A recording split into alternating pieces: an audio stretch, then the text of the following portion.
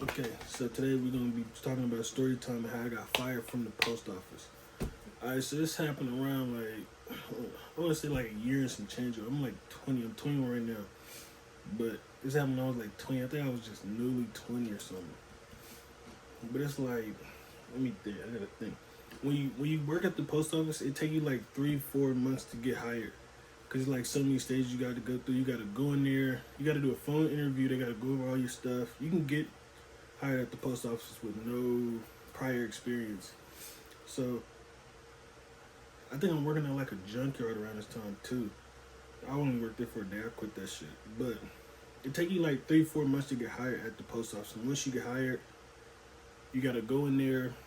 You gotta do fingerprints. I didn't know that until I got there. You gotta do all your fingerprints because it's a federal job. You gotta do your fingerprints and all of that. And you gotta wait like 3 more weeks to start. So then once you get in there, you're gonna be like I forgot what the name of it, like a COA or something. It's like it depends on what you want to go in there for. I was going in there to work in the post office buildings, but if you go in there as a driver, your whole experience is gonna be different.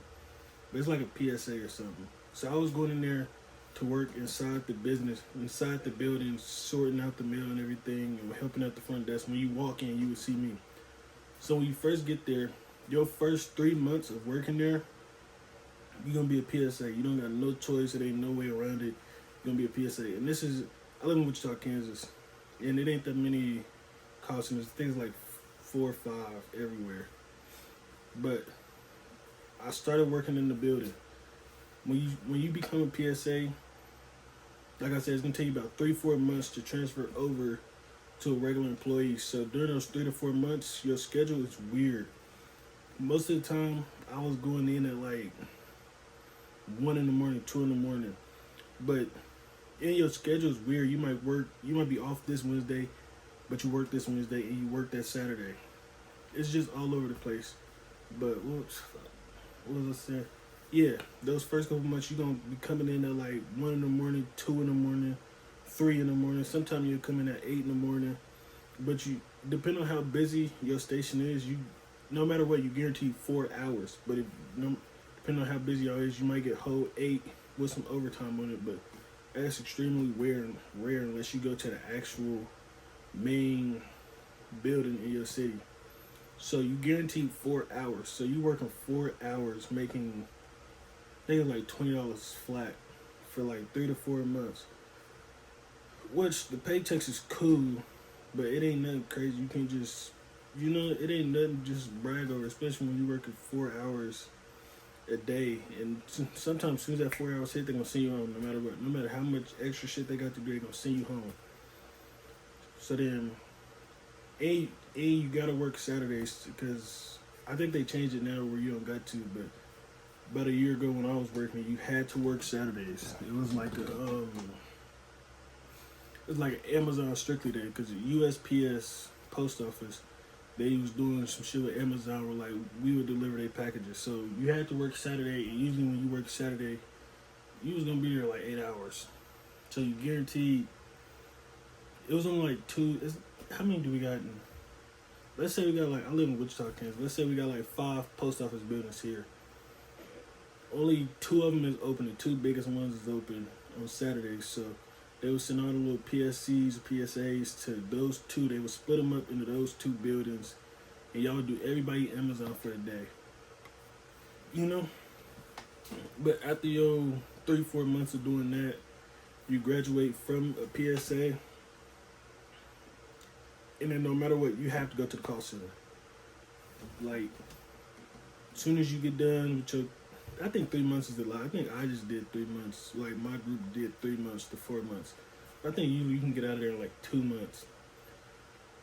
So, as soon as you get done becoming a PSA, you go straight to the call center. If you're a driver, it's totally different. But as soon as you get done being a PSA, you go to the call center. When you're at the call center, your probation period starts over. So your 90 days start over. But when you get to the call center, they got like a 4-week training thing to get you ready to work in the call center. But before I even got there, they're telling me, they're like, hey, when you get to this call center, the first 90 days, managers don't play around. You know, it's real politics over there. They're quick to fire you for any little thing. I'm believing them, but I'm like, bro, be for real. What they gonna fire me for? So, as soon as I get done being a PSA for those 3-4 months, I go to the call center. No choice. You go there. Call center's cool too. It ain't like no crazy bad shit in there, but you know, it's hoes everywhere you work. So that's a few little shits I'm in there flirting with. So it's making time pass by faster. So then once you go to the post office, you get an automatic pay bump. So I was making like $20 the first 3 months working as a PSE, but soon as that was over, I went to the call center, and then I get to making like, it was like $27.50 or something. And you get a raise, I don't know, but you get a lot of raises, and it's easy to work your way up once you get past that. So as soon as I get to the call center, my pay bump up, I'm making like $27.50 an hour. Shit cool. Paychecks coming in nice. I got to see like maybe two full checks out of that. Yeah, but the money is good. You working 40 hours and you can volunteer to work overtime. So it's like you can run up a quick bag working at the post office. But while we training, you know, I'm in there every day. I'm typing. It's like a big ass class. They have to divide my group up into 2 rooms. So one room it's a room on the left and a room on the right. I'm on the room on the right, and the right room is full. Like, there's no seats left. And then I think the left one didn't really have that many people in it. I don't know why they didn't divide it up more equally. But I'm in the room with the right with the, you know, the little post office little things I was flirting with back in the buildings and shit. So I'm in there flirting with them, and then I think they had us on like Teams, and on Teams you can text like other messages. It's like Messenger, but it's meant for like business groups. So I'm texting a little work behind me, you know, flirting with the girl in front of me. You know, everybody really getting to know each other more than we already did, because we got to be in here a whole month together learning this shit. So as you're working at the post office, sometimes they split you up in groups, and then you start getting calls. Let's say like at like the 3rd week, after the first 2 weeks is over, the 3rd week, maybe at the end of the 3rd week, they're gonna put you in the call. They're gonna do it to everybody in the classroom. They're gonna put you in the call, see how you do, see if you remember how to look up the articles about how to help somebody. Like, let's say they call in talking about, I didn't receive my mail yesterday, or somebody broke my mailbox. You know the apartments, how they got like the little big ass mailbox things. Hey, somebody broke into my mailbox and blah blah blah and blah blah blah. And I was expecting an important package. Can you tell me when my mailbox is gonna be fixed and if my package was delivered? So now you gotta, even if you know what to say, you gotta search up an article, because they change all the time. You gotta search up an article. Oh, blah blah blah. Please speak to your building management, and they will be replacing it. Until then, we'll be sending your package. We'll be holding your packages at your local post office. You can just come pick them up, and then you track the order. Your order hasn't been sent out yet. It was scheduled to be sent out tomorrow. We're gonna hold it. Shit like that. So it's really, you doing it in front of a lot of people though. So it's like your heart get to beating fast, you know. So doing that, like, we all just sitting down in the room. We got comfortable not overly comfortable. We got decently comfortable chairs. We kicking out, talking to the little hoes behind me, flirting with a hoe over there, flirting with a hoe, flirting with one behind me. I'm pimping. Man, I got everybody cracking up, laughing. Funny as fuck in real life. You know, see me? Tell you a joke. How you cracking the fuck up? But I'm flirting with everybody. I'm laughing. Everybody's laughing. You know. But around this time, I had recently gotten a wreck. So every now and then, I gotta step out the classroom to talk to my physical therapist and tell me when to come in, when to do this, and I gotta schedule time off. Alright, my storage just filled up, and I just realized this video is way longer than I wanted it to be. So around that time, I had recently gotten a wreck. So every now and then, I gotta step out the room, and I don't think it's sitting, but it's good for now. I gotta step out the room, make a call to my physical therapist, set up appointments. I gotta schedule for time off and all of that. And I don't remember what it was, bro. But no, when one of the times I'm stepping out, one of the ladies from HR that worked there, she's outside as I'm stepping out, and she finna come in the room and talk. So I hear her call up. I hear you call up and come right back in. 2 minutes. She wasn't even in there yet. She was still standing in the hallway when I was making the call and when I went back in there. And then she eventually, the space just filled up again. I just took like 5 minutes to leave. But she walked right back in. And then she going with the thing, but I think the lady that was like really instructing us through the class, she told me I was gonna get in trouble for it. I was like, I ain't tripping. I hated how the probation period started over because that just get them leeway to fire anybody as they choose, which was dumb as fuck. Well, it's hella people in there. It's an older lady. She can't even fucking work the technology and shit. But then after that, I guess some shit. I honestly don't even remember. I guess some shit had went down where I was laughing. And then that's what they told me in like the fire interview. I'm like, if I was laughing, everybody was laughing. Because it's a funny area. I'm funny. I can't be the only one around here laughing, but towards like the end of, I think week 3, towards the end of week 3. Because the following week, that's when we go outside with the other people. We sit next to somebody that's been working here for a while. I do a call, he do a call, I do a call, she do a call, I do, you know, just go back and forth through the rest of the day.